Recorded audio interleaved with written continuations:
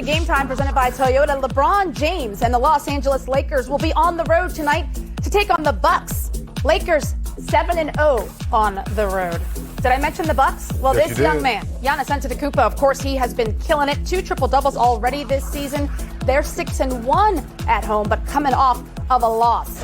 And that's not the only game that we've got for you guys. Over on TNT, Pels and the Jazz. Zion Williamson coming off of back-to-back 30-point games. Can he repeat? Or is that a three-peat 3D? We'll get to that. Donovan Mitchell for the Utah Jazz. He's averaging just over 20 points a game, 23.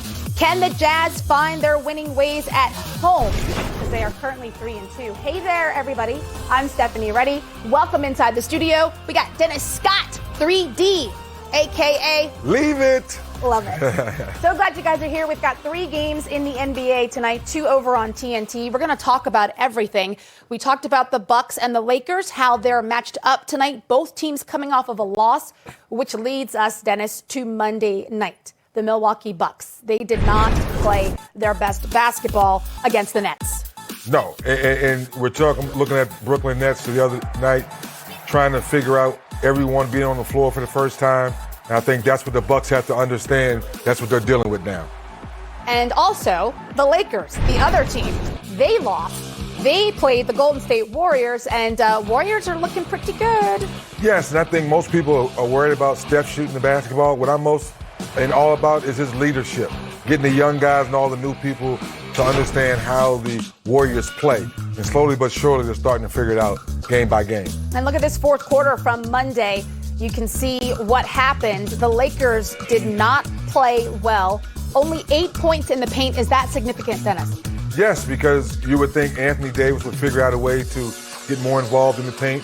Obviously, Draymond Green's a big-time defender. We know young fella Wiseman still trying to figure out how to play defense consistently here in the NBA. And, of course, at the end of the day, LeBron always figures out a way to attack the paint either by dribble penetration or AD post-up or pick and roll. So it was kind of strange to those numbers, like how come a LeBron-led team at this point in his career or this early in the season to figure that out? Is it a one-game situation? Most likely, you would expect that to bounce back, but it is a stat that now you figure out other defense can use this as a sample size on the defensive end. And we see their record, home versus road.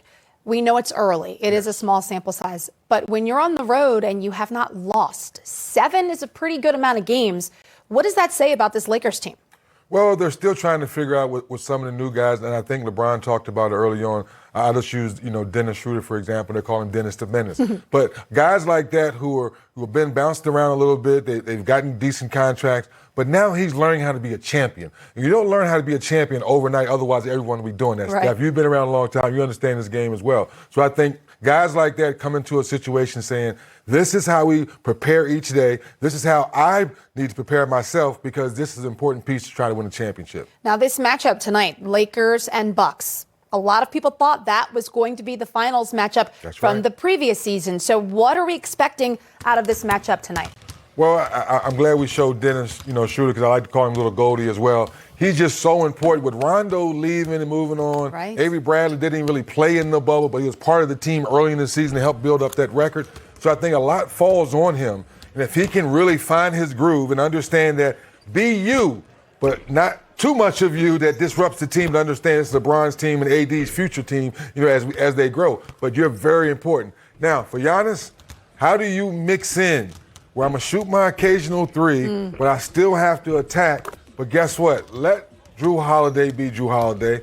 Chris Middleton, we need you to step up a little bit more because you've shown us in the regular season you guys can be the best in the regular season. But when those lights get a little bit brighter, now we don't see the best. How do you get those 2 guys to step up on the same level as the MVP?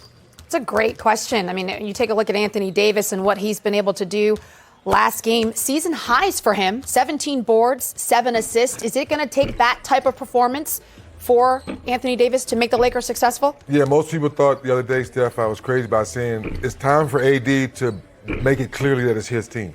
We know LeBron's great. And right now, LeBron's still proving it's still LeBron's team.